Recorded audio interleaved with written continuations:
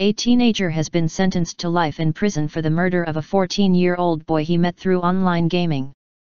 Computer engineer Lewis Daynes, 19, will serve a minimum term of 25 years for fatally stabbing Breck Bednar in February 2014.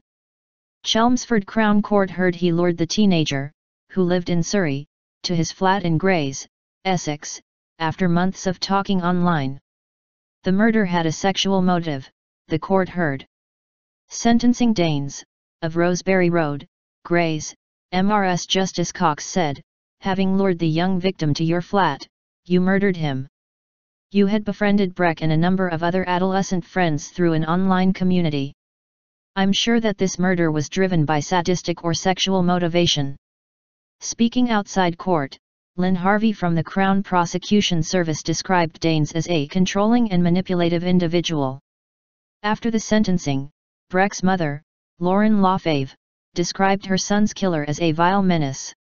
"No amount of years behind bars will ever change the poisonous attitude and actions of a psychotic animal who can behave this way," she said. "No amount of years will bring back the lovely boy taken from us." A post-mortem examination found Daynes had slashed his victim's throat. Lewis Daynes' 999 call has been released by Essex police.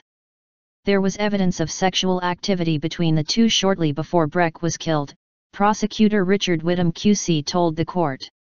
Shortly before the killing, Daynes bought duct tape, condoms, and syringes online. Chelmsford Crown Court heard Daynes had promised Breck great wealth through a fictional computer business. They started talking on a gaming website in 2013, but friends and Breck's family suspected he was being controlled and manipulated by Daynes. The pair exchanged a number of messages on social media and gaming conference call software TeamSpeak. In the days before the murder, Daynes had instructed Breck to tell his father he was going to a friend's house, and to later ask to stay overnight. The teenagers met face-to-face for the first time on February 16, the evening before Breck was stabbed. The next morning, Daynes called police and told them Breck had tried to take his own life, and in the struggle to save him, he had stabbed the schoolboy. The nature of Breck's injuries meant death would have been very rapid, Mr. Whittam said. Duct tape had been used to tie Breck's ankles and wrists. His clothes were found in a bin bag in Daynes' flat. 5 other counts against Daynes, including the rape of another boy, were not pursued as there was not a realistic prospect of a conviction, the prosecution said. It is understood the offences were reported to Essex police in 2011 and were investigated, but officers decided not to take any further action. The crimes were reinvestigated as part of the murder inquiry and charges were brought. The matter has been referred to the Independent Police Complaints Commission, IPCC, which is investigating the conduct of both Essex Police and Surrey Police. The investigation into Surrey's force will focus on its response to a telephone report from Ms. Lafave saying her son was being groomed online by Daynes.